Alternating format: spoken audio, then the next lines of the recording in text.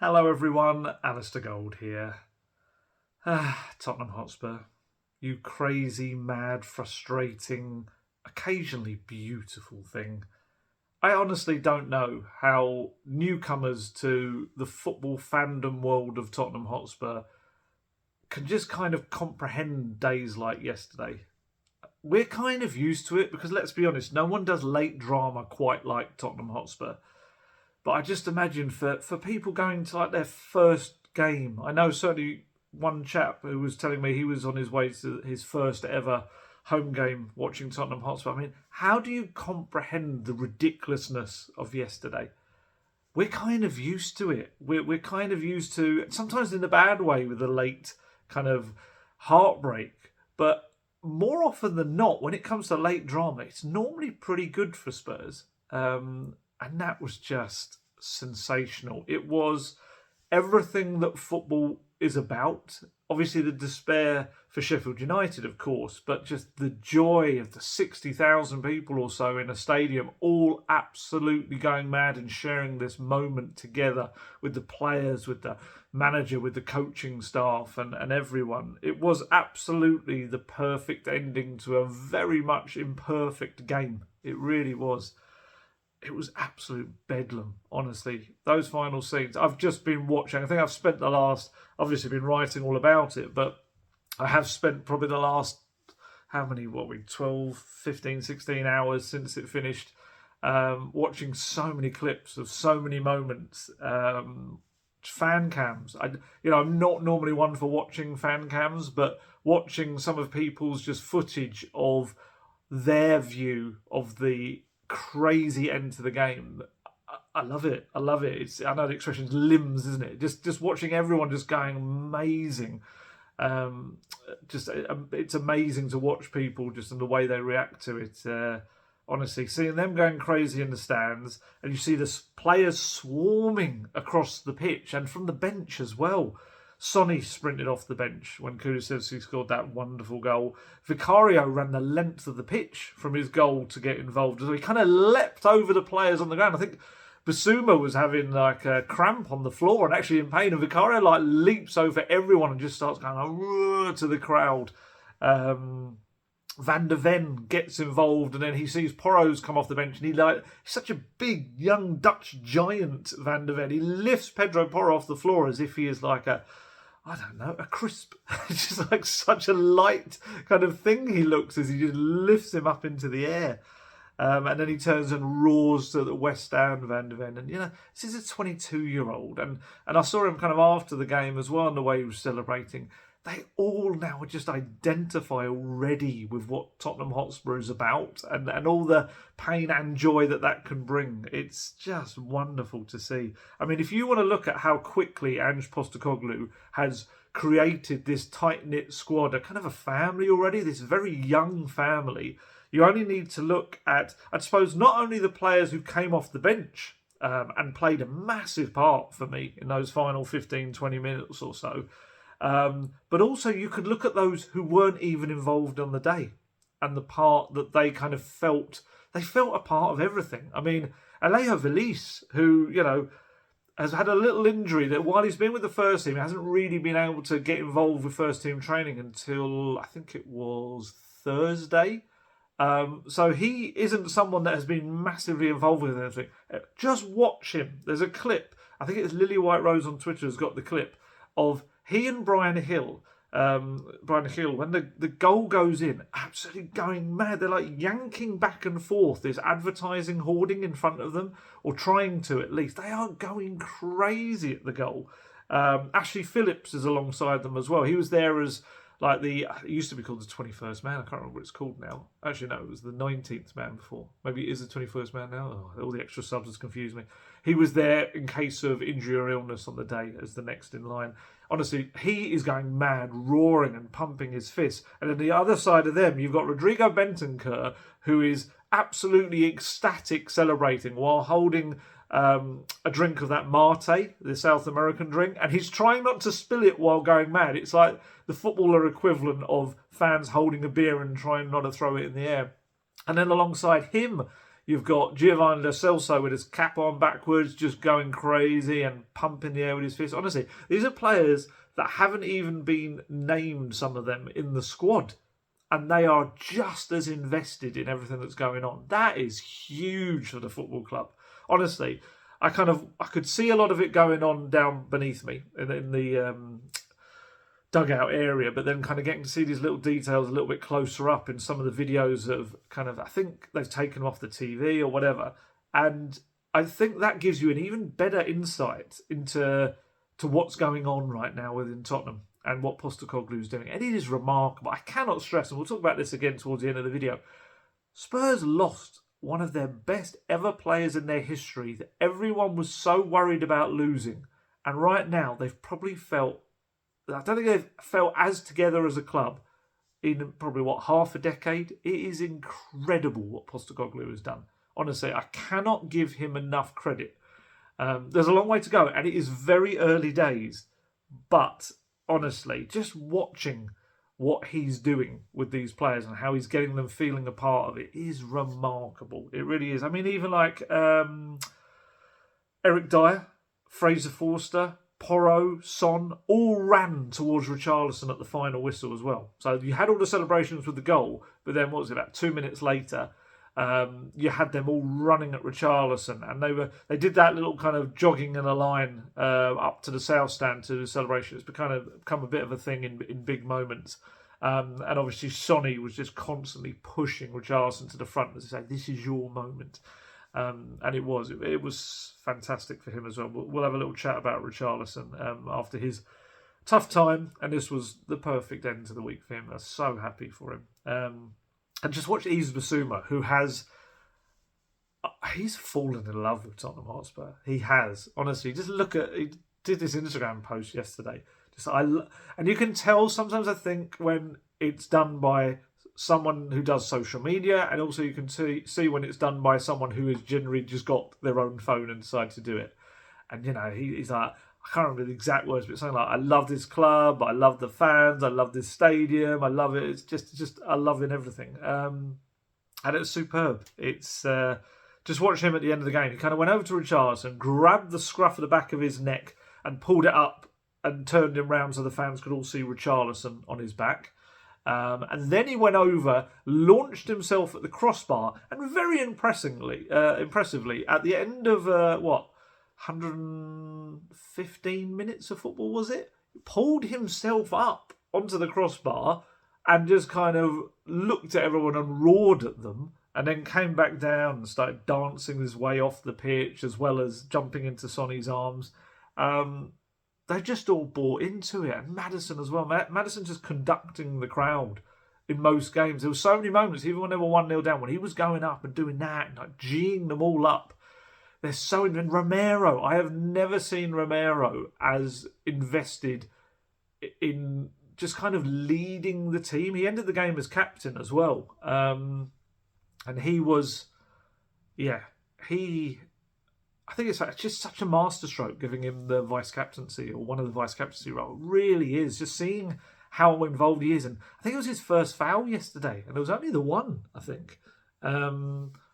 It's just... And Maddison, just a little point, Maddison, you could see his thigh was all strapped up as well, and he's done 115 minutes with whatever little kind of issue was going on there. Just phenomenal. And the scenes. Look, I've already seen some, rival fans. I know it was only Sheffield United, but it felt like just a special moment for such a young team, so early in their gestation period, if we can call it that. And I've seen Arsenal fans kind of taking a pop at it and taking a mickey out of celebrations, but I'm pretty sure, unless I'm mistaken, didn't they do something similar against Bournemouth? And pundits were taking the mickey out of them for it because they scored a late goal and were doing all these celebrations. Enjoy football. That's what it's there for. It is a game. We're all there. It's supposed to make us happy. It's going to break our hearts, but ultimately we're meant to enjoy it. And if you can't enjoy it, 2 goals scored, in the 108th and 110th minute or something like that. I can't remember the exact minutes, but if you can't enjoy that, what's wrong with you? You've got to be dead inside. It was brilliant. It was fantastic. It was the latest winning comeback in Premier League history because of this new way of counting up the minutes. And I thought it was a real test of Spurs' character as well, this young side. Sheffield United were very well organised, very difficult to break down. And Spurs did. They were incredibly patient with the amount of time they had. Maybe that does play its part. But yeah, just looking at them, even like Postecoglou in the crazy scenes after the goal, he pumped his fists a couple of times, but he was so calm and collected. His assistant head coach, Chris Davies, kind of ran up and grabbed him at one point. And Postecoglou kind of hugged him back for a second and then did that little pat on the shoulder to say, yeah, you can let go now, mate. We've got stuff to do. And he immediately turned around and started sorting out the back four, which was a bit makeshift. It had various players wrong because he changed the system. It was almost like a back three kind of. But it kind of, he tried to turn it back into a back four, really. It's back three, sometimes it's like a back three out of possession, if you know what I mean. And yeah, I mean, that added time as well. I think Sheffield United, it's kind of was their own fault. I saw, Paul Heckingbottom afterwards was really kind of having a moan about it all and everything. And some of his quotes didn't really tally up. He was saying about how, it was so cruel in that respect, adding on all this time. But they were time wasting. They were. I've got a lot of respect for, sort of going Cilla Black there, a lot of respect for what they were doing out there, because they were very organised and they looked dangerous on the break, from set pieces, from long throws, everything you would kind of expect from Sheffield United. But they did waste time, and Wes Fodering obviously also, the amount of time over some of his kicks and players going down and doing shoelaces and suddenly and little things like that. And I'm sorry, but if it's been made very clear at the start of the season that it's going to be a different way and this time is going to be added on, and you've seen it in other matches, you can't then moan when it happens. He kind of almost was moaning that they weren't allowed to time waste after the game. I understand the emotions of it all, and definitely, they'd worked so hard and got themselves into a position where they felt they should have got something more from the game, but you can't time waste and then complain about that time being added on. It doesn't quite sit right. Actually, saying all of that, when we talk about Wes Foderingham, obviously, if you haven't seen already, both clubs have come out very strongly to condemn racist abuse of him that apparently happened after the game. It's disgusting. It's just so disgusting, and I'll never understand what brings someone to want to do that to anyone. There just shouldn't be any place for it in the world anymore. I don't get it. I don't get it, and honestly, I just think the toughest things should happen to people that do stuff like that. The whatever, the consequences are, it's banned from football grounds, it's banned from using social media, whatever it is, just no. Just no. It's just horrible for anyone to have to go through. And yeah, it just was one of the kind of just tainted all of that a little bit for me. It's not going to detract from the day and Spurs' performance and what happened, but it's just such an unpleasant footnote to put at the end of it all, and to see this morning. And again, just no place for it whatsoever. But back to the match. Match stats I got for you: 70% possession to Tottenham, 535 passes to Sheffield United's 181.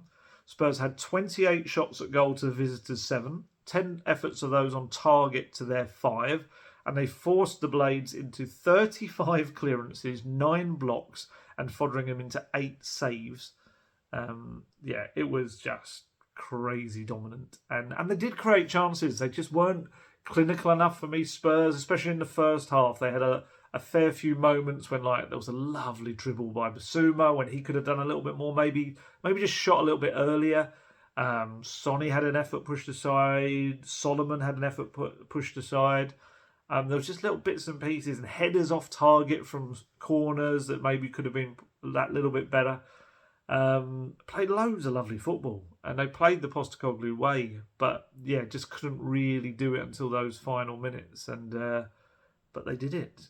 They did it. I thought at the back, other than the goal was a lovely finish. I've got to give credit where it's due, because bit of a hammer blow to Spurs at that point. It was a really nice finish. You could argue about Romero maybe misjudging slightly his leap in the build-up, and Kulusevski got pulled across slightly as well, and Porro maybe was a bit too tucked in. There's loads of little things you could probably overanalyse, but at the end of the day, although yes, he was unmarked, it was a lovely finish. But it's just a way to react. And I actually thought Romero and Van de Ven were superb again. It's such a shame that they didn't end up with that clean sheet, because I felt they did everything kind of necessary. They dealt with a lot of the physical aspects of what Sheffield United brought.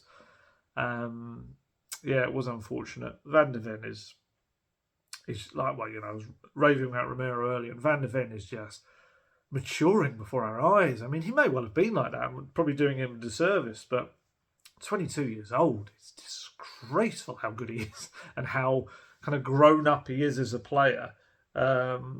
Just madness. And at the other end, obviously, another 2 goals, which means that Spurs have now scored 2 or more goals in all 5 of their Premier League games under Postecoglou, which is something only 4 other managers have previously managed in the Premier League in their first 5 games. 2 or more goals. And the style of football is just wonderful. And the final goal, we'll talk about it in a little bit.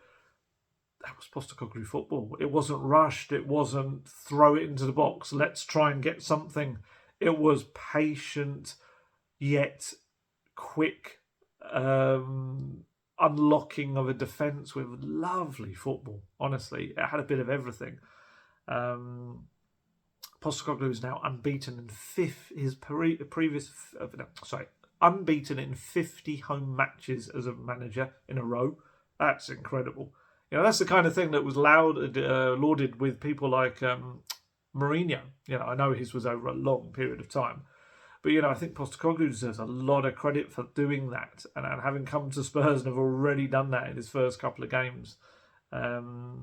Superb. And he broke the Manager of the Month curse. Yay! He got that. James Maddison got Player of the Month, deservedly for me. He broke that curse absolutely, so we can forget about that now. And I just think the way he is going about things, the way he talks, the way, most importantly, I think even more so than words, are the actions and the way the team's playing. The fans are buying into it, and it gives him so much more patience from them. The crowd were amazing yesterday.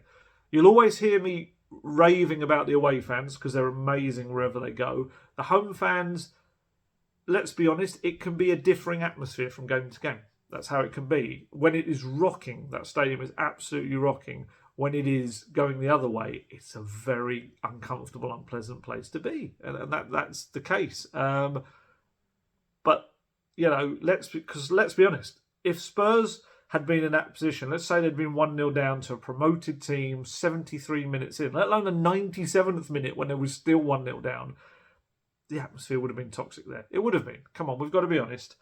There would have been boos for the players as a team and maybe individually as well. Certain players might get booed on the ball.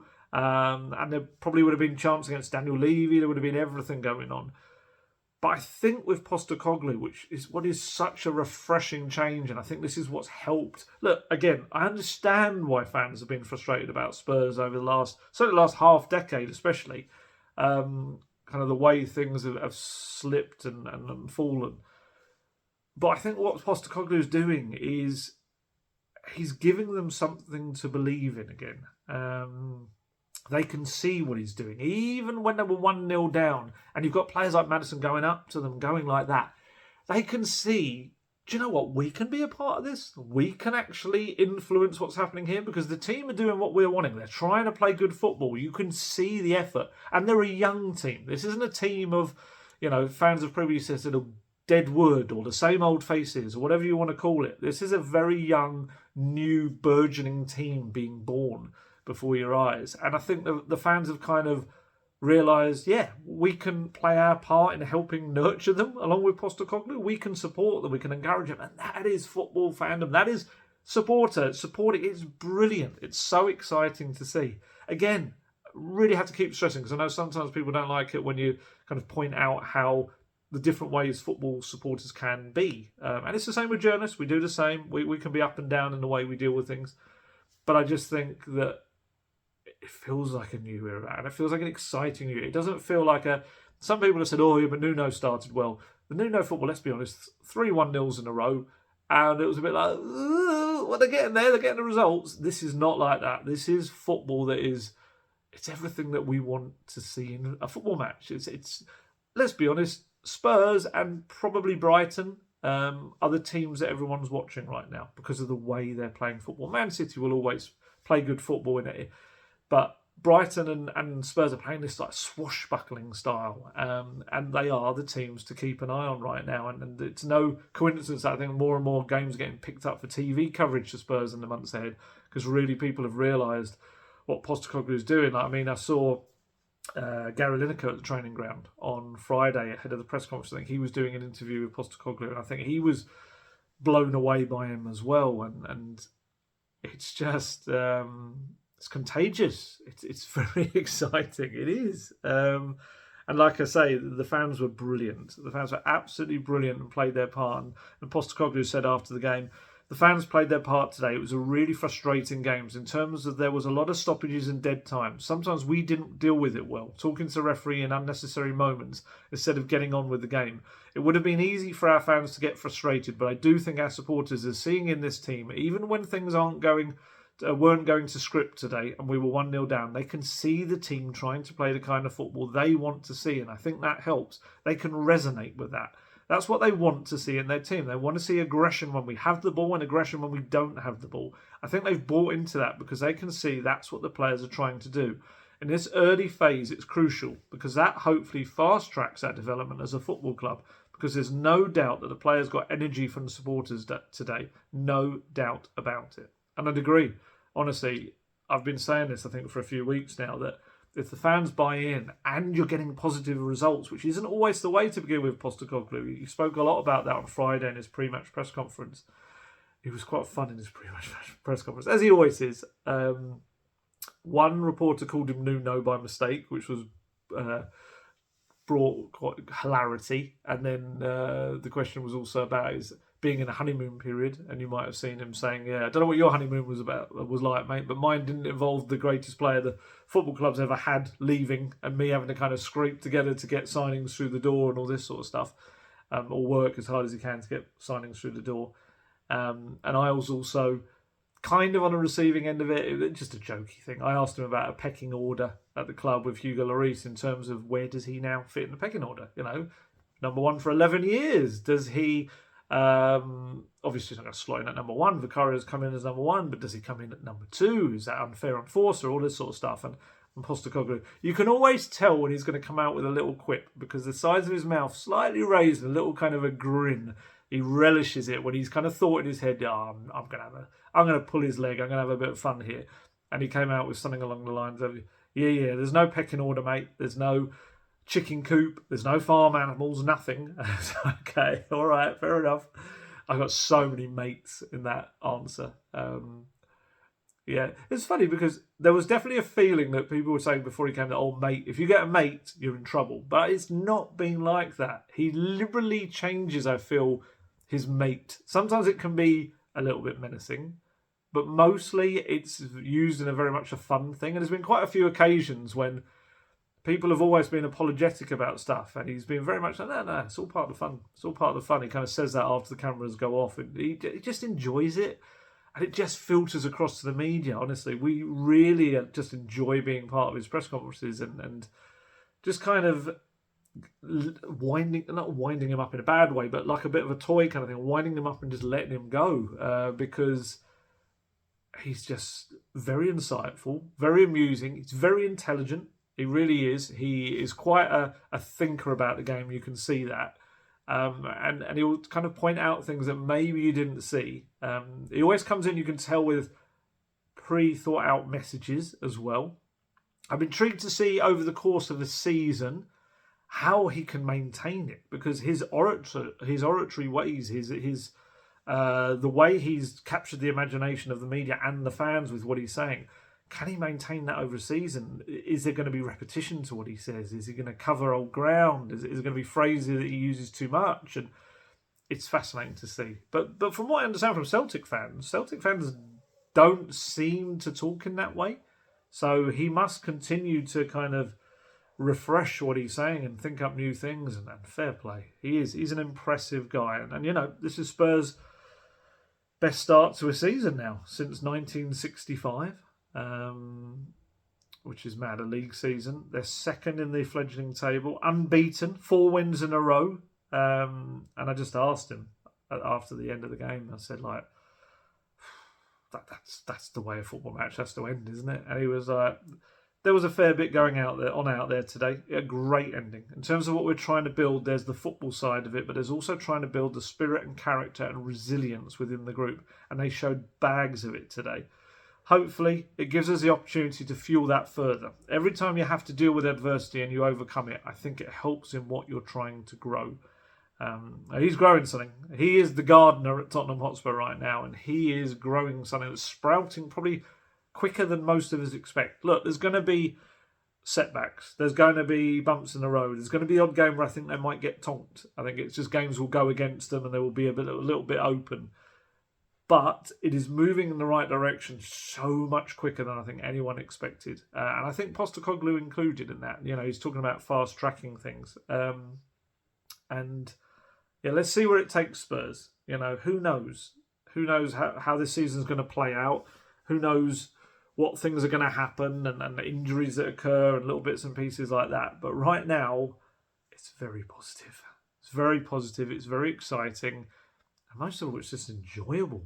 Honestly, I am relishing going to football matches and writing about them. I was just getting on the train to go to the ground yesterday. Just the feeling of, I just can't wait. I can't wait to get back in my press box seat, sit down and just see what's going to be served up by the team.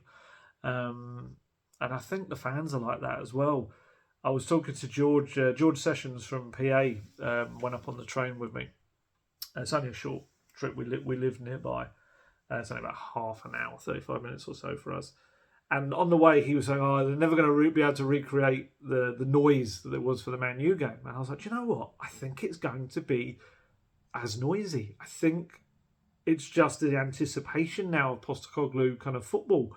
I didn't quite expect how noisy it was going to be at the end, but my goodness, it was. And it was just it's just as football should be. There's no other way to say it. It's just what we, I was going to say what the fans pay their money for. It's what I got into this job to do and to report on a game like that and sport like that. And it's just, it's great. It's fantastic. It makes doing these videos so much more enjoyable rather than me having a rant about stuff. We've got loads to talk about in this video because we've got the match to talk about, going into depth in some of the bits and pieces of it. We've also got stuff with Daniel Levy, had a meeting that we're going to talk about as well.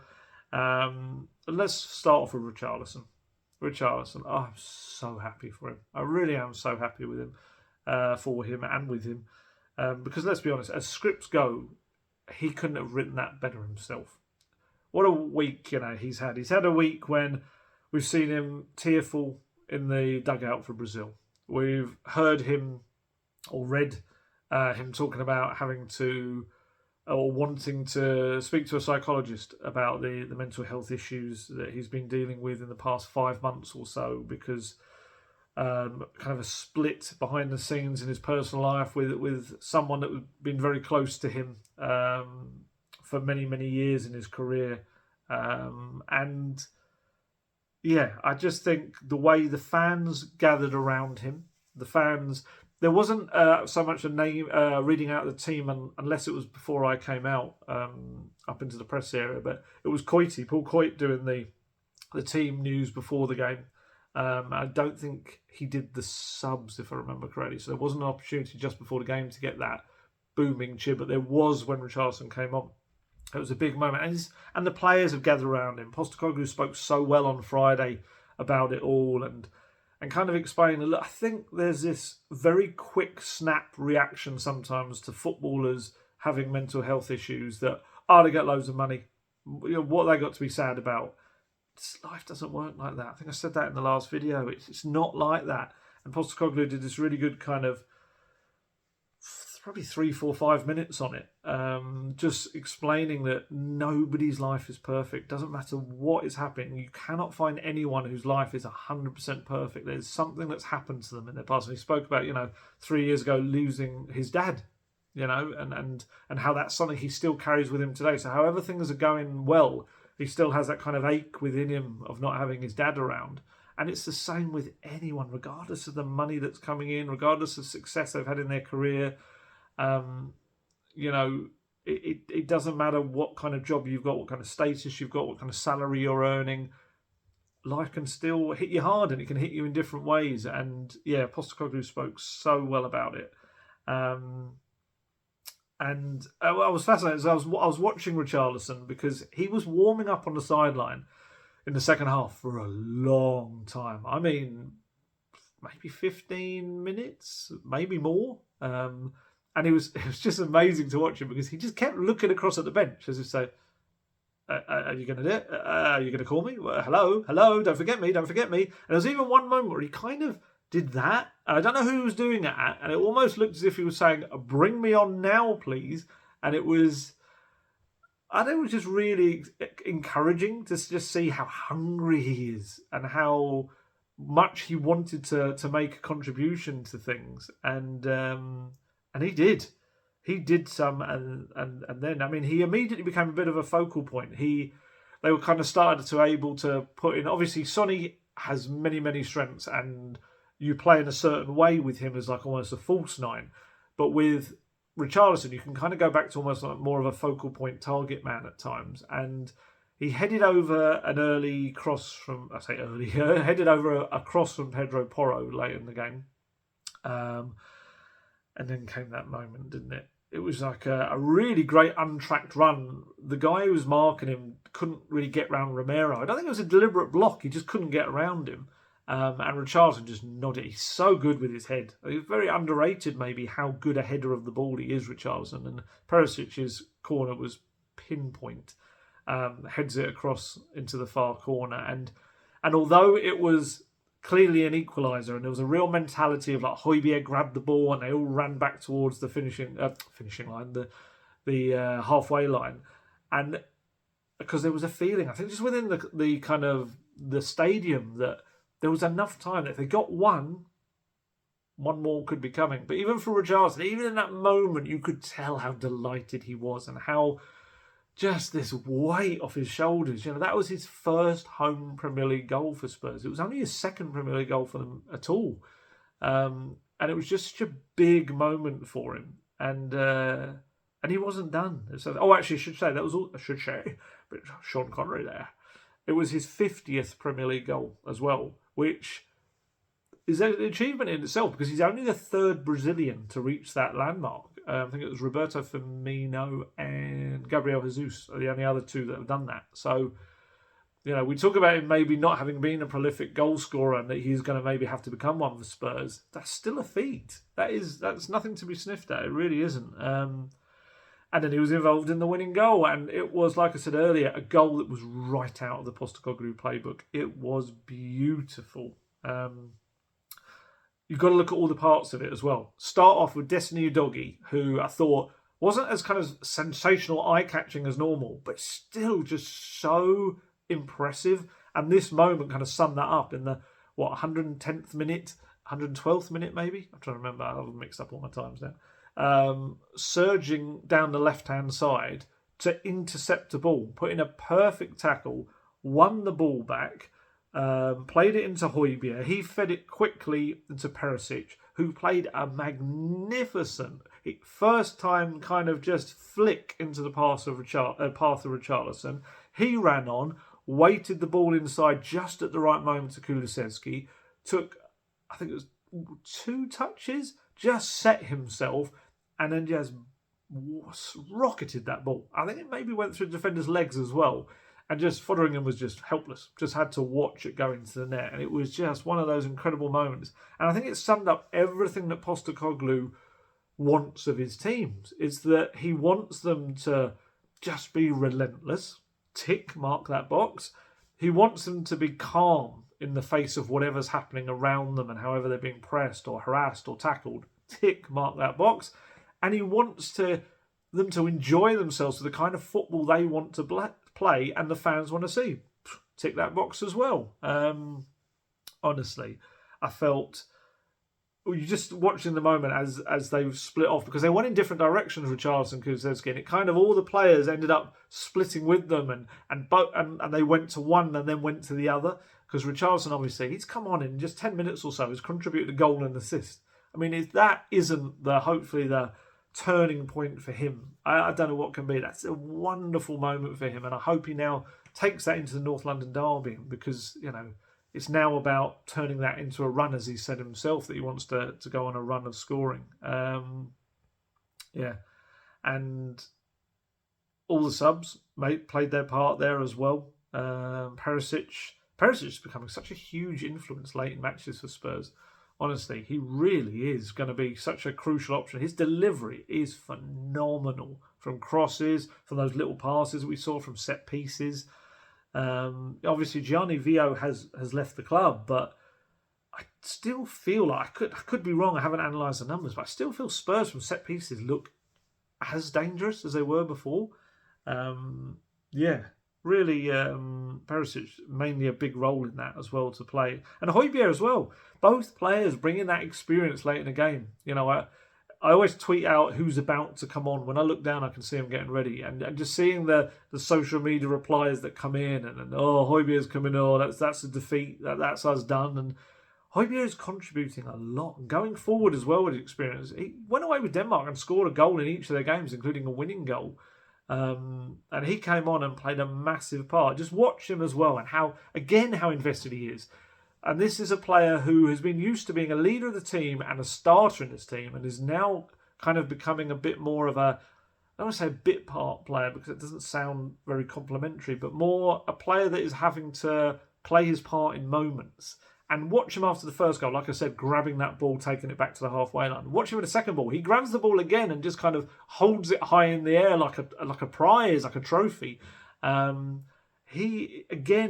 I thought his comments on international duty were spot on, and how much respect he and Postecoglou have for each other, and that he says, I've got to prove that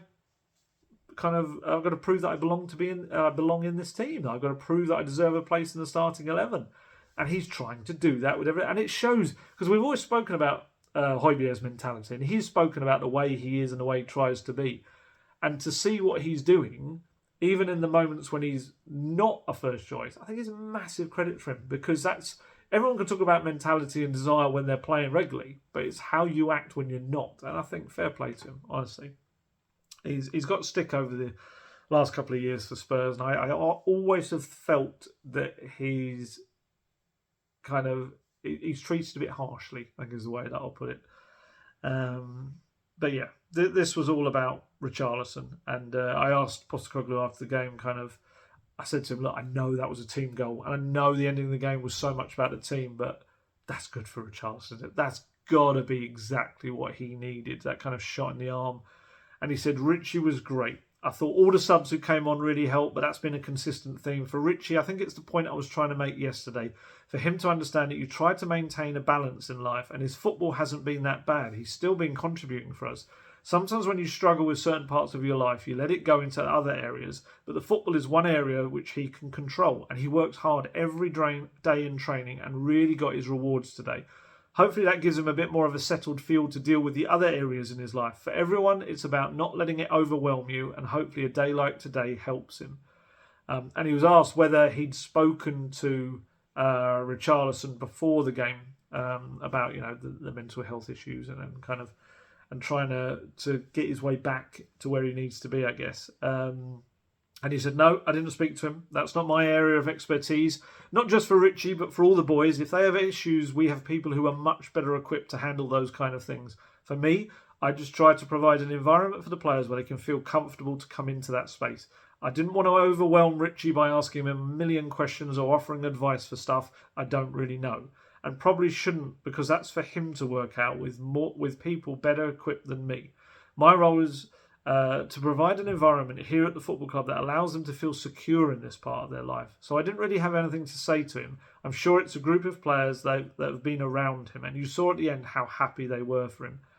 Yeah, they were. They were ecstatic for him. Every player, like I said, was kind of trying to push him towards the front and making a real deal of. He's very popular. He is, like I've said, he's a guy that wears his heart on his sleeve, and they love him. And Kulusevski in his club interview spoke about him after the game, and he said, Richie is a top player. I've always said it. I always love playing with him. He's an unbelievable player. We've just got to feed him the balls because with his head, he's always going to score like that. We've got to help him a lot off the pitch and on the pitch. He's a great guy. He's so funny and he helps our team so much. We speak a lot, we joke a lot because he's a funny guy and we always have fun. We're always there for him, for everybody. It's tough sometimes being a football player. People don't always understand that from the outside. That's why we football players have to stay in touch, keep in touch, stay together and help him. Yeah, it was brilliant for Richarlison, honestly. So happy for him, and I hope that snowballs into something special for him because it's true, he's got the talent. You don't become Brazil's number 9 because you're a bit of a clogger or something, or someone that is okay. He's a very good player in there, but he's clearly is a confidence player, as most players are. And hopefully this now leads to something special. And we got Brennan Johnson came on as well. He got a really good ovation as he was warming up. And I think he really showed what he's going to bring to Postecoglou's team. I was so gutted that his goal was ruled out. Not only because obviously it would have got Spurs back into the game that little bit earlier, but it was a phenomenal goal. I don't think enough maybe has been made about how good that goal would have been just because he was that little touch offside. Basuma's ball into his path was phenomenal, the crossfield ball. But then also the way that Johnson, he took it in his stride so perfectly, and then he lifted it past Fotheringham into what was the slimmest of little gaps alongside him into the net. It was a brilliant finish, and do you know what? It gave me Dele Alli vibes. It did. It reminded me of Dele Alli in his pomp when he would make that run unbeknownst to anyone or the defenders around him, get in behind, touch the ball, control perfectly, and then almost like a near instant finish before the goalkeeper could set themselves. And obviously, unfortunately, it was ruled out for offside, but I did think it gave a really good kind of window into what he's going to bring. His pace is frightening. I did predict he was going to score. I didn't technically say it would be ruled out. I don't know if I can claim half a prediction point on that. But yeah, I'm very excited about what Brennan Johnson can do. I think there's a lot to come from him in the weeks ahead. Obviously, a big moment for Kulusevski. We cannot gloss around the goal scorer himself, the winning goal scorer, because let's be honest, after that incredibly consistent and fantastic start to Premier League life, he has, how do I put it? He's been a little bit less prolific in his output. He's worked incredibly hard. He is the top he's covered the most distance in the Premier League of any player with the amount of kilometres he's run this season. I get the impression, from what I understand, that he's a little bit kind of almost embarrassed by that because he kind of feels like that should be just a basic prerequisite of any player, and that he should be judged on goals and assists, which he knows he needs to get a little bit more of at the moment. But he did it. He turned up in the big moment, and we've seen him do that in the past in big games. Against the likes of Man City, turning up in those games, and this felt like a bit of a. Obviously, Richarlison's issues have been different ones, but for Kulusevski, I think, mustn't forget, again, was he 22, 23? These are moments that he needs as a player as well, and that's huge for him to feel like such a contributing factor to Tottenham's success. And some good quotes from him after the game, actually, did his club interview. He said, "I was quite calm. It's just a game of football, and when Richie scored, you knew we were not going to lose, so I just had the ball, and I did my thing. I know that I just have to make one good thing to score, and that's what happened." Honestly, in the first second, when you see the ball going, it's like a bomb. It's all quiet for a second before, and then wow, you just feel alive. All that hard work is worth it for that second. And on finding that second goal, this is what I mean about the Postecoglou factor. He said, "We've got to stay calm. You see our coach, Ange, he's always on the side being very, very calm. So we've got to do that as players. We've got to stay calm, trust in each other, and play like a family. We can improve a lot. First half, I thought we wanted to score too much. We thought we were going to score a lot of goals, but we need to stay calm always and wait for the game to come to us. We still haven't lost this year in the Premier League, so we'll keep going from this, and we have tough games. The next 2 or 3 games are very tough, so we've got to stay ready and be physically good. There was a couple of interesting things in there. The fact that he calls Ange Postecoglou Ange, this is really interesting as well. The fact that playing like a family, like I said, that's exactly what the club feels like again right now. And the fact that there's just an awareness that they can improve a lot more as well, which is crucial, to enjoy what's happening, but know that there's so much more to come. And he admits, he knows that he's had a couple of injuries over the last 12 months that maybe just interrupted his rhythm a little bit. And he said, I'm coming back to myself. I know that I get so much help from my teammates and the coaches, and I know I have a higher level in me. So I just have to keep going. And the best feeling to start going up is to score goals. I love scoring goals because I know I will help the team in the future.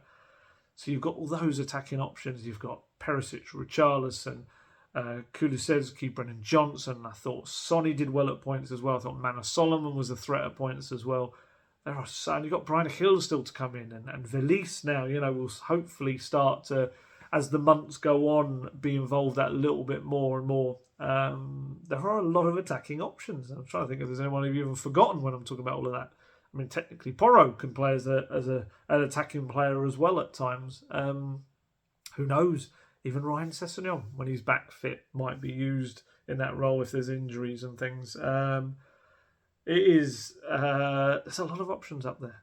For all the kind of lack of a true number 9, I guess you could say, although Richarlison could develop into that quite effectively, I think, as long as he can kind of go on from here. They've got a lot of attacking threat up there. There's a lot of different ways that Postecoglou can now play, and a lot of very different characters, some with pace, some with dribbling ability, some with more of an emphasis on the final ball. And obviously you've got Maddison behind them as well, who's just, as I said, he's phenomenal. He really is. I thought he and Basuma did well yesterday at different kind of parts.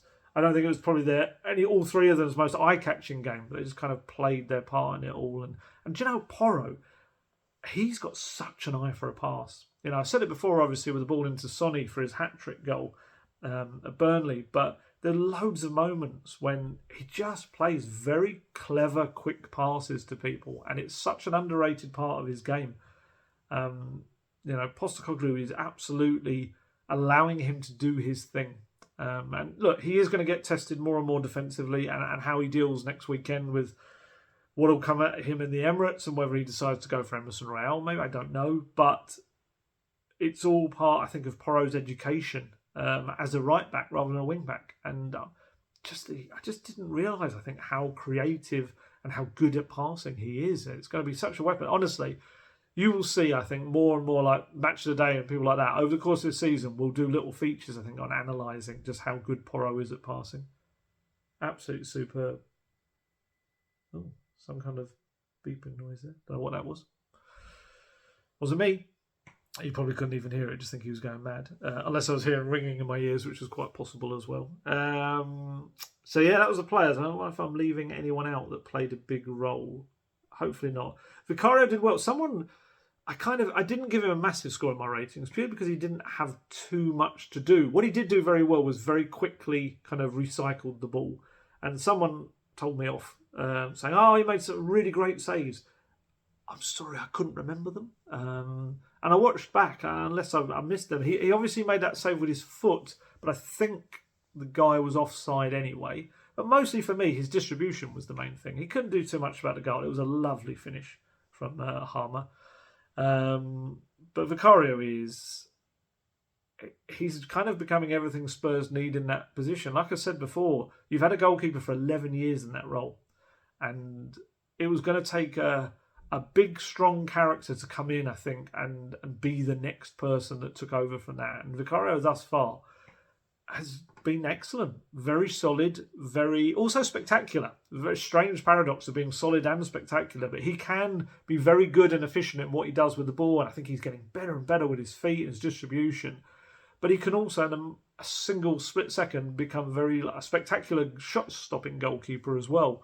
And obviously for him, he's stepped up to another level, and the coaching with Rob Birch as well, and what he's doing, and being in the Premier League, and he is a character. He's a strong character that all the players seem to have respect for, and he's kind of almost hugging all of them. And talking of hugging, and loving the role that Pape Matar has now in the team. He is almost like the team's child in a way. They just all kind of look after him in a way, and see him as this. Porro calls him the star boy, and it is very much feels like that's how they look after him.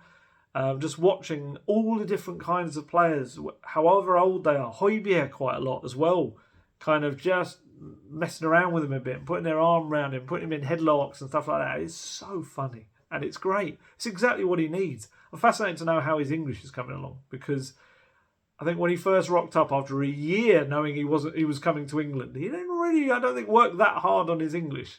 I'm intrigued to see where he's at, but I mean, hey, Richarlison, has been in the country for 7 or 8 years, and he's still not really confident enough to do interviews in English yet. I think he walked by in the mix zone yesterday and said, "Oh no, soon." I think is what he told the journalist.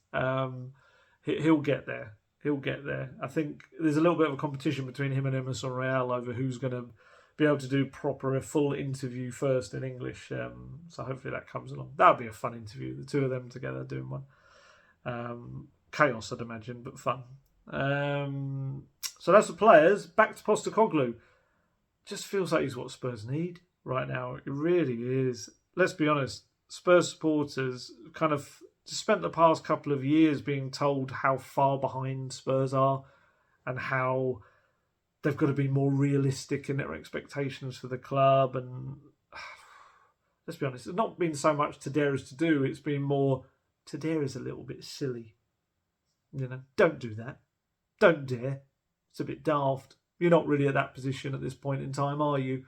And it's very like, ooh. It's not the way to kind of enjoy football. I mean, just going back, I was looking back, I kind of forgot this as well.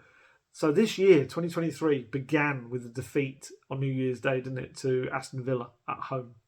And I looked back to see kind of what was said after that game. And Antonio Conte said after that game, "I'm not scared. I believe in my work and these players. But don't ask me for things I can't promise you. To give dreams in a moment, you have to be realistic about the situation you face in the right way. Last season, we made a miracle. We did a miracle, but I knew which was the situation, was very clear with the club. And then I recall very well, people talked about Tottenham as title contenders this season, but this was a bit crazy to read this. And then earlier in the season, even when Spurs had a really good start under Conte last season, they were 14 points under their belt from 6 matches. And he said that while it's important to have great enthusiasm and be excited for the team, he also said you can't think like that, because if in only 10 months someone thinks we're at the same level as other top teams, I don't think this is realistic. If I want to tell you a lie, I can tell you a lie. So even when Spurs were getting results, and I understand what Conte was trying to do, but even when they were kind of doing well and winning games, the fans were being told to calm down and essentially know your place by their own manager. And again, I know where he was coming from, and I know what the intention was for it. But it just knocked down the fan base time and time again. And I'm not saying that it was a major contributing factor to the kind of, like I was saying earlier, the kind of toxic nature that some of the games became. But if you're always being told you're rubbish, you're going to start to believe it. And he was definitely right. There was obviously some elements that were a mile behind with the squad and everything, but I just never felt that psychologically it was the right way about going about it with the fans. And I think even as journalists, we kind of, towards the end, I think we got a bit tired with it as well, and having to write about essentially being told that this team that was very, very good and, had finished top 4 in top 3, was it 3 or 4 years in a row, and top 4 certainly in 4 years in a row, and had reached a Champions League final, suddenly were naff. And it wasn't possible to do those sort of things again. And it just felt, it was deflating, I guess is the best way to say it. And I just I must admit, I love the fact that Postecoglou is, no, I'm not doing that. I'm not feeding into that narrative. The fan base have just been so frustrated for so long Why would you continue to knock them down and say, no, you're going to have to wait. It's going to be a while for you. Just wait there in the corner. Wait, we'll give you something when we're ready. And yeah, he's not having it. He knows. Look, I've said it earlier. He knows this is the only start of things. He knows that the rebuild is going to take time. It's a big old rebuild he's got to do. And there's going to be so many bumps in the road. But he wants them to enjoy himself. And I noticed in the Spurs play interview afterwards, I think Rob Daly asked him, essentially, have we now gone to the other way where the fans are getting so giddy, maybe they're getting ahead of themselves? Do you have to help them temper their expectations for this team? And he went, no. Let them go and enjoy it. My role is not to burst people's bubbles. Let them get excited. Let them get ahead of themselves. That's the beauty of being a supporter. They go through enough pain, mate. You want to let them enjoy it. If they think we're going to be world beaters, then great. That's up to us to match that expectation. Our supporters deserve to have some happiness and enjoy it any way they want to. Oh, praise the Lord. That is exactly... I know Conte is an incredibly experienced, successful manager, and Jose Mourinho before him as well, and Nuno in the middle. But I'm sorry, that's spot on. If the fans want to get excited and carried away, as long as it's not harming what the club is doing, and it puts them in this really positive frame of mind, crack on. I love that comment about it's up to us to match that expectation. Spot on, is it? I love that. Postecoglou just wants everyone to have a smile on his face because that's how he enjoys the game. It is, that's what he got into football for. We've spoken about his dad and the kind of football he wanted to see and how he just wanted to enjoy football, whether he's managing it, playing it, or being a supporter. And that's what he wants his players to feel, and that comes across on the pitch and how they're all loving what they're doing right now. And I think he knows, because of experience as well in his career, that his brand of football can bring success without having to sacrifice so much of the enjoyable part of the game. And that's maybe what's been fed to us, I guess, in recent years, that no, the reason that football is really dull and uninspiring is because we've got to get tougher, we've got to get harder to beat, we've got to do this and that and that. And Postecoglou is coming with a very different message. He's coming with, we can be hard to beat, but why do we have to sacrifice everything that's going on at the other end of the pitch as well? And look, there were good moments under Conte. There were some great games. There was some fantastic kind of goal-scoring matches. And they scored a fair few goals as well under Conte. But there was just always this undercurrent of the many matches it wore on were becoming quite dull and predictable. And that's just absolutely antithesis of what Postecoglou wants. It reminded me of... I think someone reminded me, actually, to be fair, of Nuno in a press conference 2 years ago in his second month when the football was it was not good. And I asked him a real kind of open goal question for him. I was trying to help him. I even told the press officer afterwards that I was trying to help him. I pretty much said, because he was talking about the dull nature of the football. I can't remember what he was saying about it and how it was difficult and things like that. And I said, but obviously... I'm sure you can tell the fans that, once you stamp your mark on this team, the football is going to get better. It's going to be good football. And he said something along the lines of, no, I cannot say that. I cannot promise that. And I just thought, honestly, I'm sure visibly he looked at me and I just sunk in my chest. I just thought, I've just given you the chance to knock that out of the park and just tell them it's going to be good. Why can you not say the football's going to be good? And it was generally acknowledged around the club, I think, after that it was just like, why? Why did you respond in that way? And we know what came next. The football did not get better and he was gone. Not saying that had he answered my question in a different way, it would have been different for him, but at least people could have maybe seen that his intention was to have good football. It was bewildering. It really was. But then there's the players themselves. Jose very clearly said in the All or Nothing documentary, wasn't it, about he wanted the players to be intelligent, somethings. We're not going to say the word. And other managers have called on the players to be nastier and the dark arts, all of this sort of stuff as well. But I find it quite interesting that Postecoglou was asked about why why is it working so well right now? And why are the fans connecting? They're like hanging on the players' every word. It's almost as much as they are Postecoglou's. And he had his own theory. He said, because they're good people, mate. You don't discount that. They're not just footballers. They're all young men. And part of my role is just to advise them and guide them along the way. There's nothing wrong with being a nice person. I think people relate to that, you know. I think particularly with the leaders we've got in that dressing room, there's a real good environment there. They understand the privilege they have in representing this football club. So yeah, I just loved all of that. I know it's early days, and I know, you know, previous managers at Spurs have built up such a wonderful career and won so many trophies and things, but it just feels good to not be told Spurs are pants. It just does. So why not believe and dream and enjoy yourself? That's what football fandom is about. And I just love that Postecoglou, I've seen people use this expression on the internet, but it's right. He just gets it.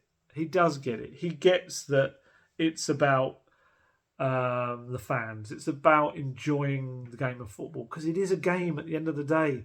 You know, they go there on a Saturday afternoon to enjoy themselves, to be part of the experience. They don't go there to hope Spurs might grind out a dull, uninspiring, narrow victory. They go there to be entertained and enjoy it. That's what they pay their money for, and he knows that, and he wants to provide that, and it's probably the most exciting part about it all for me.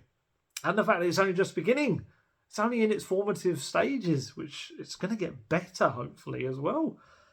Yeah, fantastic. And I also felt, you know, we talk about that side of his game, but he's a tactician. And there was a lot of people moaning. I saw it on social media that about the substitutions and why is he not making the substitutions yet? You know, it's so late. Why are we waiting? And it was a real kind of, one of the biggest things that fans have a gripe is about substitutions. And everyone suddenly becomes an armchair manager, don't they, when it comes to substitutions and who should go off and who shouldn't come off and when they should come on or not.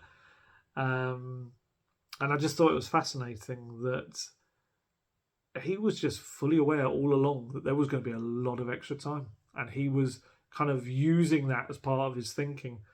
And that was kind of put to him. And he said, well, that's what I was thinking. But at the same time, I was surprised when only 3 minutes went up in the first half. But inside of me, I thought we would get at least 10 minutes, if not longer, when I was thinking about making the subs in the second half.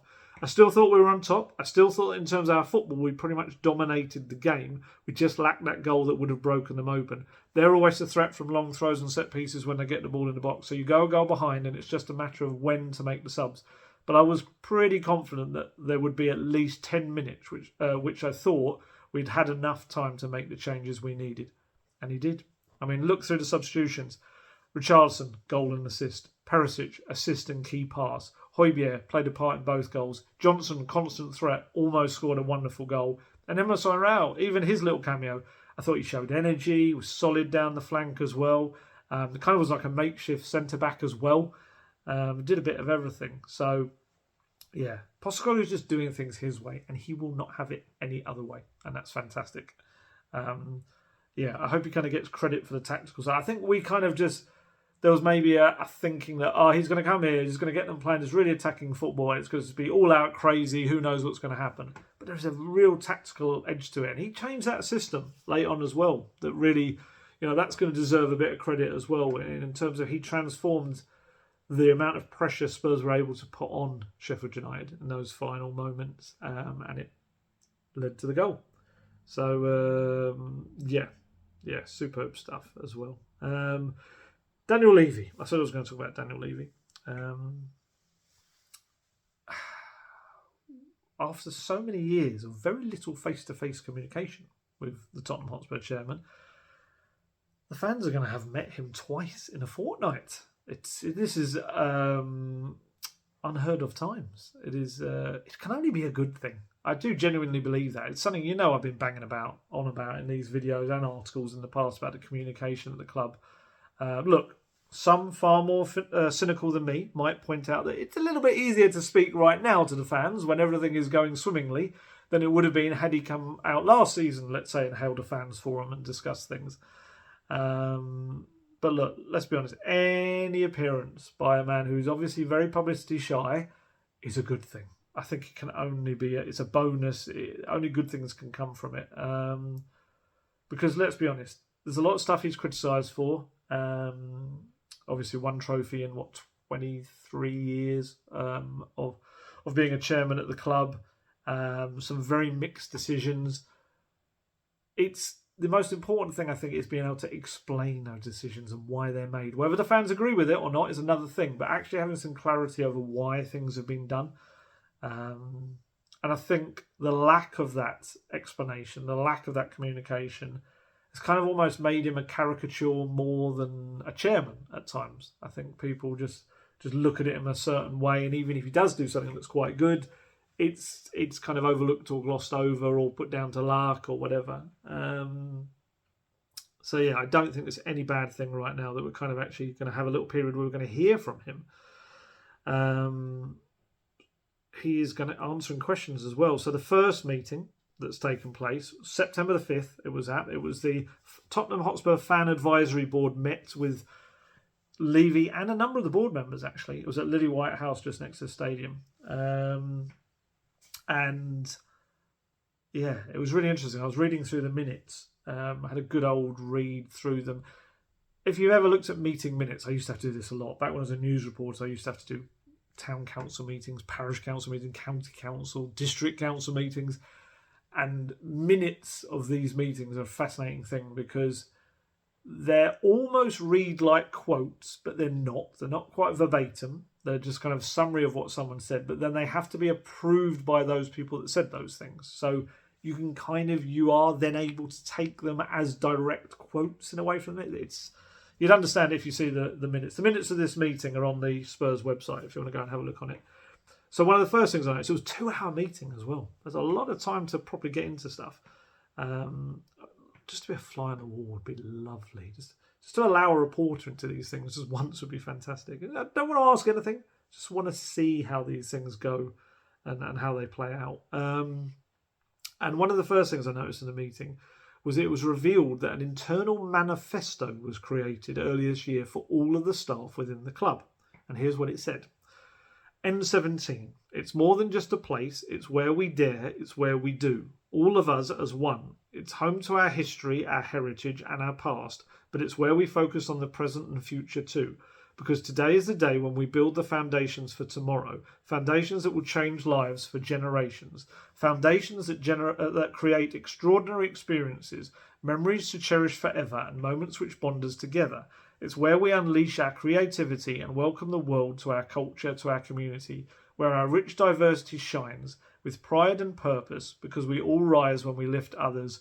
Dream, dare, do together. It's interesting. It's very poetic. It's an interesting manifesto. Yeah, I don't know. It's a funny one. I mean, maybe it's done the job behind the scenes. I don't know. I got the impression, I think it was earlier this year as well. So I don't know exactly when it was, but certainly I know there might be some fans that will quibble exactly how much daring and doing has been done together over the years at Tottenham Hotspur. Maybe more so things have just been decided by the club and then people have had to go along with them. But yeah, if it helps anyone, if it creates an identity within the club, I guess that can only be a good thing as well. And in the minutes of the meeting, Daniel Levy outlined the club's key objective as to deliver revenues to fund a sustainable, successful football club consistently competing at the top level.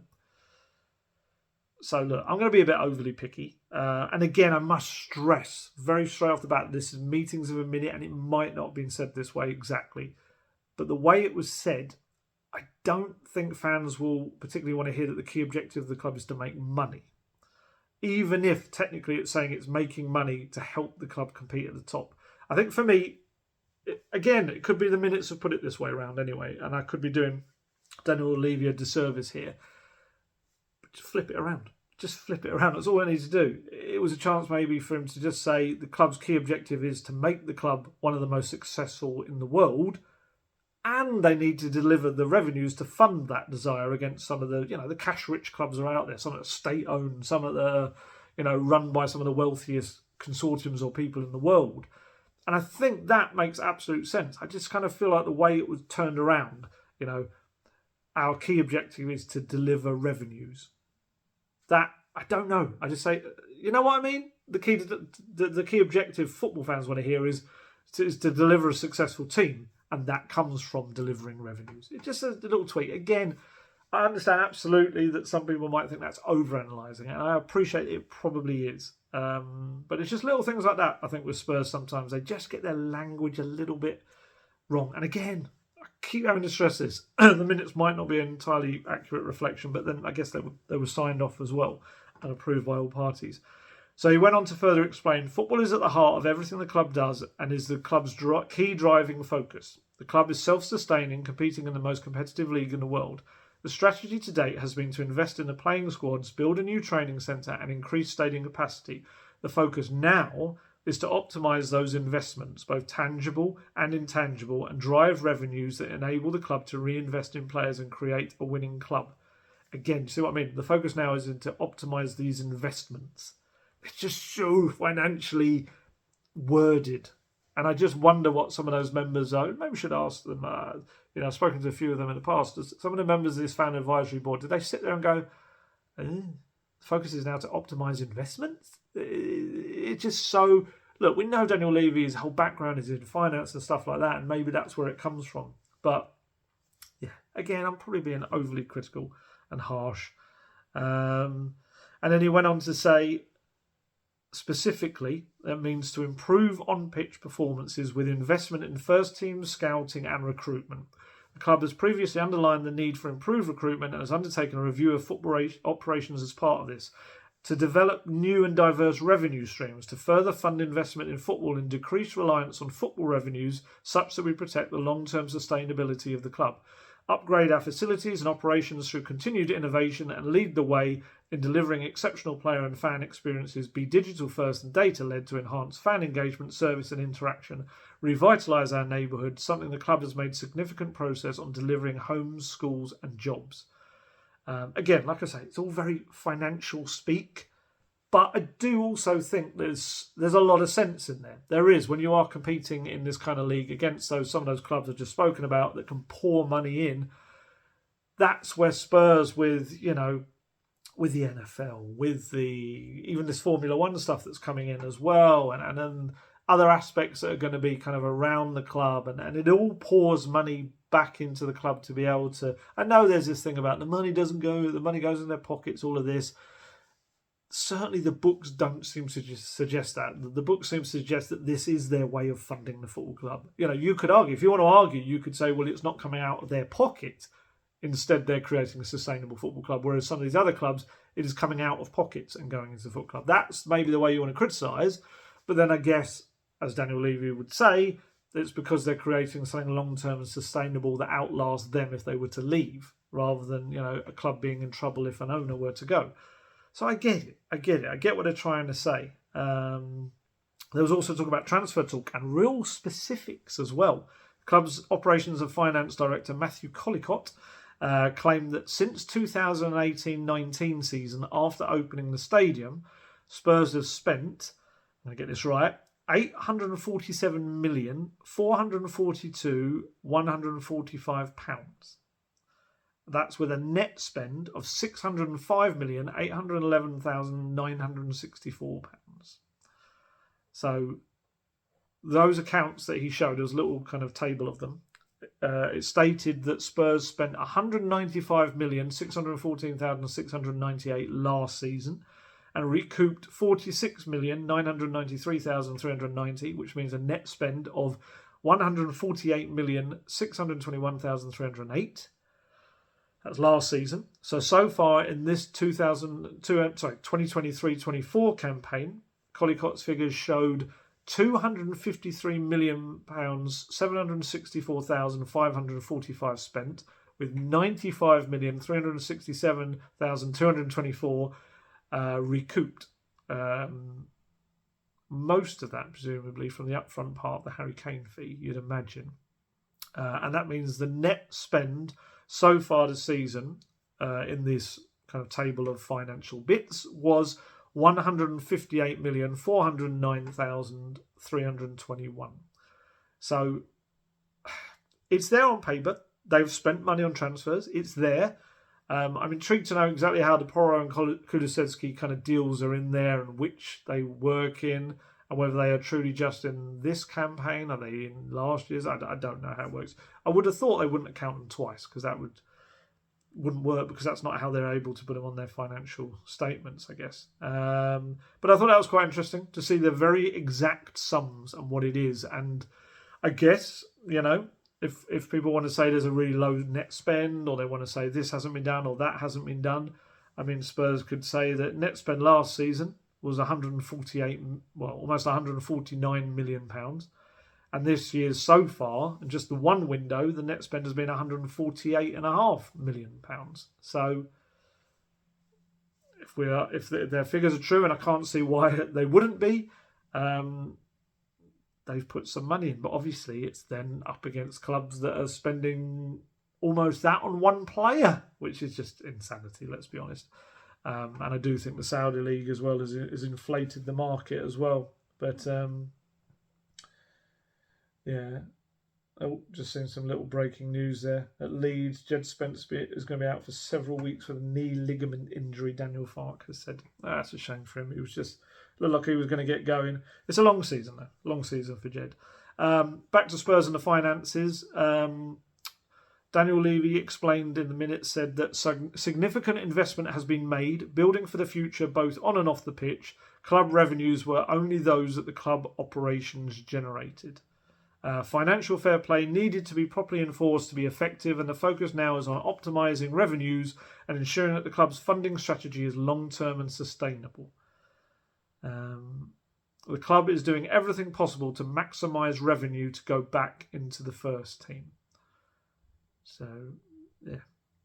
It's one of those. Look, people are going to take that in absolutely different ways. People that want to attack what they're doing are going to find the ways that you can use that to attack them, and the people that want to support what they're doing are going to take it the other way. I just think it's really interesting that it kind of lays out their figures and stuff, and it kind of it just helps us. It helps me to report stuff as well massively, to actually get the proper figures for things, instead of kind of what you hear from agents and people involved in stuff. Then there was a Q&A section of the meeting.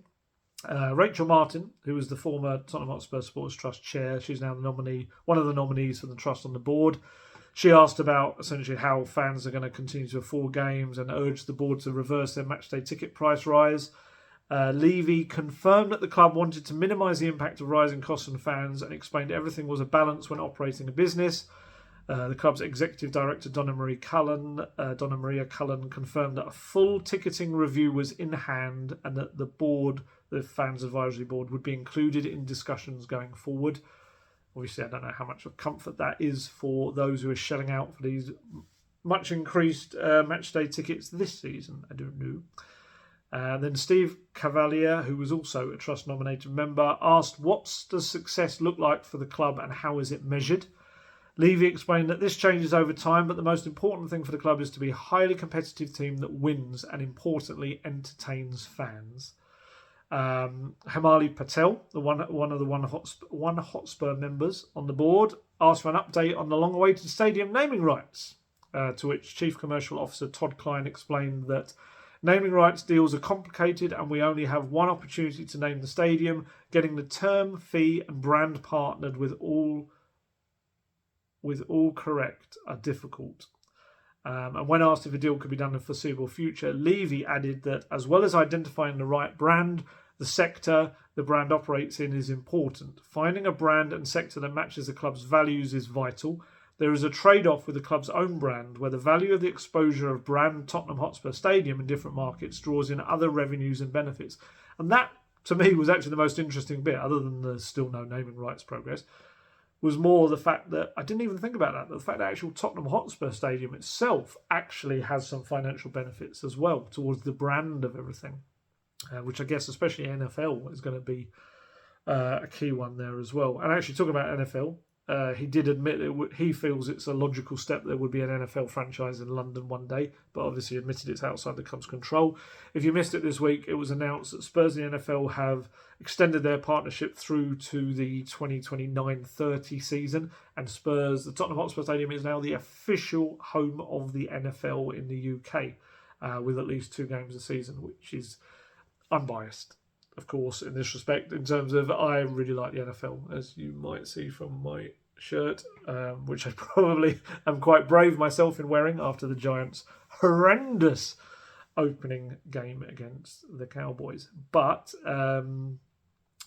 even if you don't like NFL, you've also got to accept that the money that comes in from the NFL is part of this funding, the first team and the transfers and all of that. And I know there's some people that don't want concerts, events, boxing matches, NFL games, rugby, whatever you want to see at their stadium. You know, I kind of know where that comes from, but I will always answer the same way: is that's exactly what used to happen at White Hart Lane. White Hart Lane had boxing games. It had NFL games. Well, it was the NFL UK or NFL Europe, I think it was called back in those days. It had all of those things. It just didn't do them as well and wasn't able to get as big a revenue in. This is the thing that I hope that if there's a way of showing, you know, in the next financial statements of how much revenue comes in from all of that and then how much then is put into the team, I think maybe a lot of people will just go, oh, okay, fair enough. I'd hope just that little transparency about it, rather than just saying it all goes back in. If they could show us exactly how it does, I think that would be a big thing for people not quite understanding that as well. Matthew Collicott also explained the ownership structure within the club, with the minutes saying the 2 holding family trusts, Lewis family beneficiaries, 70.12%, and Levy family beneficiaries, 29.88%, collectively owning 86.58% of Tottenham Hotspur Limited, Topco, and 13.42% of the remaining shares are held by circa 30,000 individuals, which is crazy when you look at it like that. So a couple of things from that to take. Lewis family beneficiaries. I think any mention of the word Joe Lewis right now is, ooh. But yeah, Spurs very clear that it is his family's name, not his. Also, I think just seeing on paper how much Levy and his family kind of own of the club, or 29.88% of that 86.5% of the company. This is the other thing, the aspect of, you know, I think when people want Levy out and stuff like that, again, I understand kind of where they're coming from, and especially when they explain it in a proper way rather than the slightly aggressive way sometimes people do.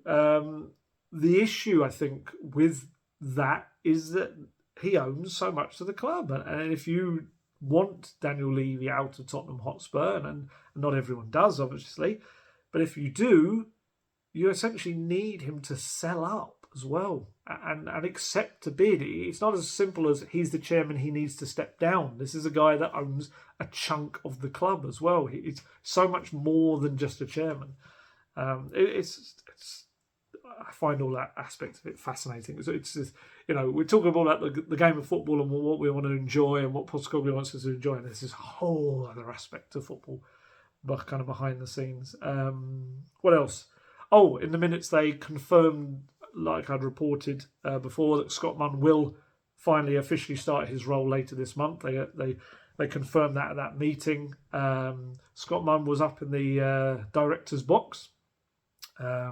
I've seen him in the photos that I was using with my articles. He is up there as a guest, no doubt, not officially working for Tottenham Hotspur in any way, I'm sure, at this moment in time, before his move from the City Group is formally finalised. Yeah, and obviously Tuesday, Daniel Levy will appear again in front of the fans. And again, I would hope that this is less financially worded, his appearance, and because he is obviously, it's this fans forum, the first in years, on Tuesday at the stadium. He will do so. Who else is there? Postecoglou's there. Sonny's going to be there. They've also brilliantly got the women's first team head coach Robert Villaham and Bethany England as well, the Lioness, who's also the new Spurs women's Tottenham Hotspur women captain as well. So the two captains, the two coaches, and the chairman of it all. There's going to be 250 fans there.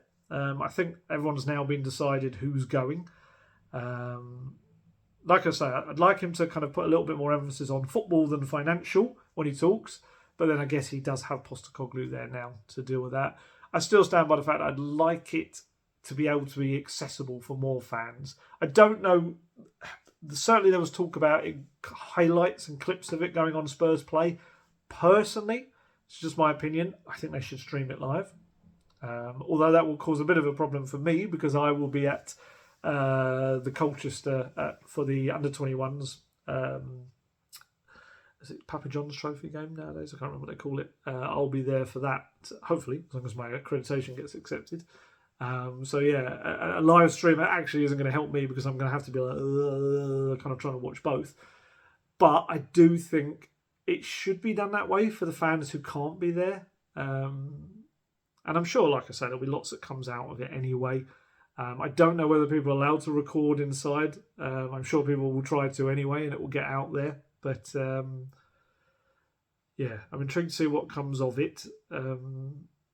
It's going to be important for Spurs fans to see who exactly is leading the club now and how that kind of is formalised. Because I mean, like, Fabio Paratici was sat behind us in the press box yesterday. He was up in one of the boxes, and I'm assured that he was there as a paying customer. He was in the area where mostly it's like players have boxes and their family are there. It was roughly where Eric Dyer and Dele Alli were sat for the Man U match. But it's just so weird seeing it there. He was taking selfies with some of the fans, or they were asking for selfies with him, and it's like, look, you've heard me explain it before that he is still working in a consultancy, or has been working a consultancy role with the club, but it was banned. It was banned globally eventually by FIFA. I know some elements of it were walked back so that he could do consultancy, but still, it's just incredible that he is rocking up at away games, taking selfies with big groups of fans, and there he is sat behind the media. And he was shaking hands with lots of the club staff who kind of noticed him there as well. I just find it incredible. It's just not discreet. And then you've got Scott Munn. There's a photo of him kind of looking like he's trying to say something to Daniel Levy over his shoulder as well. And they're a funny club. They're a mad, crazy club. They really are. They do some wonderful things and they just do some stuff. I can only imagine if there was like a PR person who actually was kind of trying to make them look better, they'd just be like, oh, what are you doing? But it will all get sorted out. It will all get sorted out, hopefully. And it's a good time at the club right now. So I don't really want to be negative in that respect. It's just funny. And I think, the clash of styles between the way Levy talks and Postecoglou talks is going to be fascinating as well. Honestly, if you are there in the meeting, please do let me know about not only kind of what's said, but also the little things you observe. I love that sort of stuff. Things that other people might have missed. And I'm fascinated to see the way the two men talk and how much Levy lets Postecoglou have the kind of the foreground, just purely because he does hold a room like that. But then I think there's going to be a lot of fans that are going to ask or going to want to know stuff from Levy. There's going to be some that will want to talk to Postecoglou about stuff, but I think most of the questions you would imagine are going to be directed towards Levy about stuff. Because I think there'll be an element of Levy being able to use Postecoglou as a little bit of a shield to a degree because of what Postecoglou's done. It's just crazy that, this was a bruised and battered club. And in 3 months, Postecoglou has healed so much. And honestly, I was really thinking about this yesterday a lot. Just how much the loss of one of the greatest players Tottenham Hotspur have ever had hasn't felt that much. And it almost feels like sacrilege to say that because, many years we've all been fearing, as fans and journalists as well, exactly what the departure of Harry Kane was going to do to Tottenham Hotspur. And also when was it going to come? That fear, if it was going to come. But yet the reality is now, I think it's finally come to pass. Harry Kane has gone. But I actually think the thrilling football that Postecoglou has brought to the club and the unity of the Spurs squad he's created, even with Harry Kane going, it's meant, and I'd say sadly or not, whichever way you want to look at it, very few supporters right now are kind of crying into their pints about the exit of one of the greatest players, the club's all-time goal scorer, and even mentioning his name very much at all. And again, you can take that in different ways. You can say that that's quite sad and all of that. And again, of course, it's still very, very early days. But I think it might just be one of the most surprising achievements Postecoglou's managed. Right now, the media and fans, you would have thought, if someone had said to you, oh yeah, by the way, Harry Kane went in the summer of 2023, you would have thought people who didn't know the situation would have probably gone, oh crikey, they must have been absolutely devastated by that. They must have just killed everything. That's how do they survive without Harry Kane? And right now, the truth is, rather well they're doing. Maybe it contributed in a way. Maybe his departure has, and this is not to do down Harry Kane, but naturally taking a star player out of a group has maybe forged it closer together, less of reliance on one person, and maybe spreading the load around everyone and everyone feeling valued and responsible for what happens. It could be. I hope that everyone just wishes Harry Kane the best. I certainly do. And I'm still trying to catch the odd game he plays and stuff. And I only do wish him well. But obviously, I wish Spurs even better, because that is the club, I've been with my entire life. And Harry Kane has been a part of that. But Tottenham Hotspur have been there for all of it. And I just find it remarkable how we're not writing about Harry Kane. Even talking now, it feels a bit like, why am I even bothering talking about Harry Kane? And people will moan that I'm talking about Harry Kane in some of the comments. But it's just more for the point of saying, using it as a tool to show how well Postecoglou has done and how well the team has done. It just seems like a bit of a non-thing. And I think even in the last video, I don't think I even mentioned his name. And there's almost no need to right now, which is fantastic. And again, no disrespect to him, but it is fantastic that the big thing we're all worried about coming to pass thus far hasn't proved to be something it's caused too much of a hiccup at this point. But yeah, and also it's a decision that Levy would have got a lot of flack for, whereas now he must be thinking, whoo, because the way Spurs are playing, even at this meeting, I'm sure he'll be asked about Harry Kane, but it's not going to be the same anger that it could have been. I was thinking about as well, can you imagine, even just having lost 1-0 at home to Sheffield United, what that would have been like at fans forum. I bet when that second goal went in, he was like, hey, kind of thing. It's like, woo! It's not going to be quite the same mood now as it might have been. I still think there hopefully will be a lot of positivity because of the Postecoglou side of things. And yeah, it's got the fans forum. You got the North London derby just a few days later as well, which I still am concerned has come a little bit too early for this bunch of Spurs players. And Postecoglou's way needs that little bit more. Although they do have 8 days to work on it, I'm sure there'll be a rest day or two. And obviously Arsenal have to play in the Champions League as well in midweek. The whole situation has kind of flipped around with. Previously, it was Spurs playing in the Champions League and Arsenal having to put out a lesser side, let's say, in the Europa League. But yeah, now Spurs have this full week to prepare. So who knows? But I'm never, ever confident about games at the Emirates. You know that.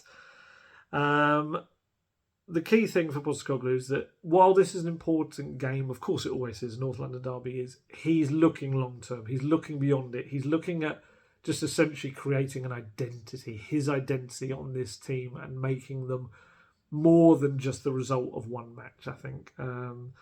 And he said, that's everything. That's what I'm talking about. Me as a football manager, that's what I've always been about. You can track back my career as long as you want. My teams have always played in a certain way. And I think for every club that's appointed me, they've appointed me because that's what they're seeking. It's everything for me, the way we play. It's not just that I believe it's what gets you success. It does. That's what I believe, and it has in my career. But it also says a lot about you. You as a football club, when you play the game that way, but it requires a fair bit of bravery, a fair bit of courage, a real relentlessness when you play that way. And I think that has to sort of marry with the image of the football club. And he does. Let's be honest. To dare is to do is not sounding as fitting as Tottenham motto as it has in a long, long time. As it does right now. And they've got the man from down under, I think, to thank for that. They really have. And I was thinking about this earlier. Someone said this to me a couple of days back. and it's kind of been in my brain recently.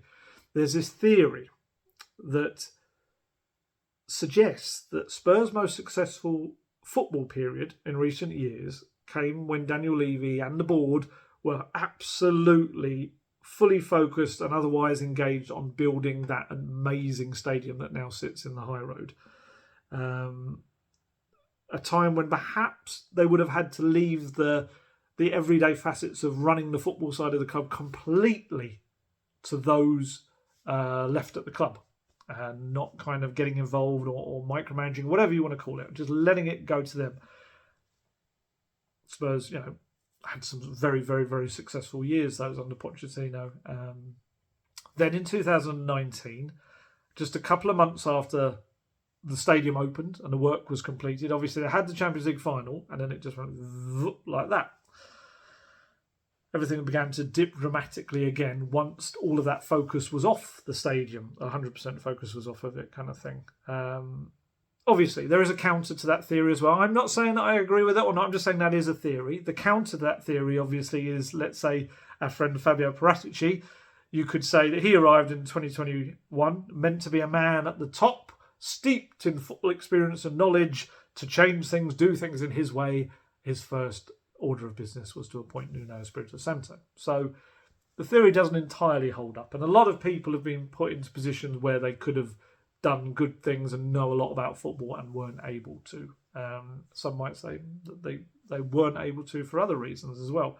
But I was just fascinated. I heard that theory the other day, and I'd never kind of associated it with the stadium build and I guess those at the top being otherwise engaged in that. And whether it's true or not, I think what we'll now see, maybe it will test that theory, is Scott Munn coming in. Because Scott Munn's coming in with a good reputation. And he comes in with a brief to take charge of all football departments. He is going to be the man that has his finger on the button, I guess, whatever way you'd put it. And he's going to be in a more powerful position that's ever been created at Spurs before. He's going to be more powerful than Paratici was. He's essentially going to have the remit of doing all of the football decisions, essentially, that Levy still had, I guess, a say on. And whereas Daniel Levy will be the overarching kind of view on this. I think, if I've still got the minutes here, there was a breakdown on what the new people... Here we go. This might be of some use. Just before I go, I'm sorry, I'm aware it's been very long so far. So the responsibilities of key staff were laid out in the minutes. So Daniel Levy's responsibilities now are going to be major club announcements, vision, strategy and objectives, key strategic partnerships and development. So that's it. There's no talk about football there. There's no talk about making decisions, I guess, on transfers, anything there. Scott Munn simply says football operations, training centre operations, and that's it. Yeah. So we'll see. We will soon find out, I think, just how much power Scott Munn will wield. The idea, though, is that it will be a lot. And maybe we'll get more of a sense of whether that theory is true or not, and how it works in someone else's hand as well. Yeah, let's be honest. Whatever happens right now, Scott Munn has Ange Postecoglou. He does. He has the man to shape this club around and to guide it in the right direction. And I think, regardless of the way they got there, and eventually maybe settling for Postecoglou, I'm sure they'll say he was their first choice, despite, we know about them looking at Nagelsmann and Arne Slot and people like that. They do deserve Spurs praise for appointing him. I think you have to, because he is making a huge difference already. Because not only does he dare, but he does. He dares, he do. And he is making people excited about Tottenham Hotspur again. You remember me saying this in videos in the past about how we just wanted to be proud of Tottenham Hotspur again. And not in the Nuno way, I'm going to make you proud. Really proud. And just to get excited about going to a game of football again.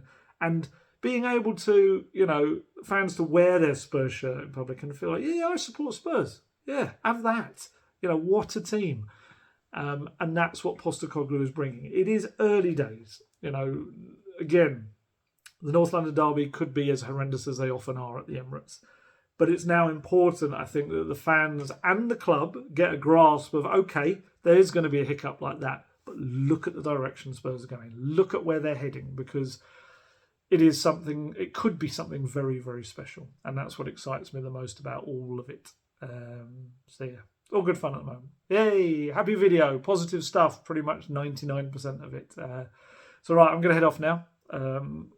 Going to try and rest and relax, watch a lot of sport that's to come, bit of football, bit of NFL later on this evening as well. And back at work tomorrow with loads and loads of stuff that we can write about and talk about. So yeah, hope you all enjoy the rest of your weekend. And as always, stay safe, stay healthy, look after yourselves. I shall catch you later. Goodbye.